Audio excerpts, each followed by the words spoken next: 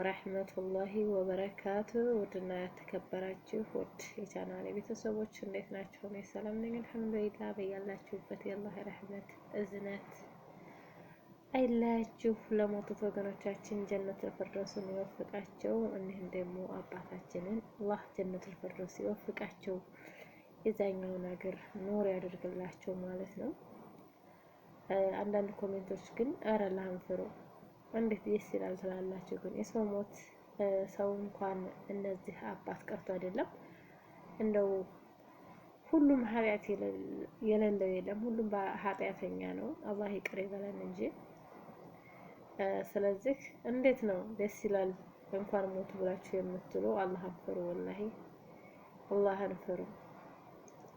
አላህ ይዘንላቸው። አላህ ጀነቱል ፊርደውስን ይወፍቃቸው። እኛ ምን እንደሚያጋጥመን ነገ እኛ ምን ላይ ነን ብለን ራሳችንን መጠየቅ አለብን ማለት ነው። እንዴት የሰው ሞት ያስደስተዋል ሰው እና ውዶቼ አላህ ይዘንላቸው። የሞቱት ወገኖቻችንንም በየትኛውም ቦታ ሙስሊም ሆነው የሞቱ ወገኖቻችንን አላህ ይዘንላቸው። አላህ ጀነቱል ፊርደውስን ይወፍቃቸው። እኛንም ደግሞ ካቲማችንን ያሳምርልን ማለት ነው ውዶቼ።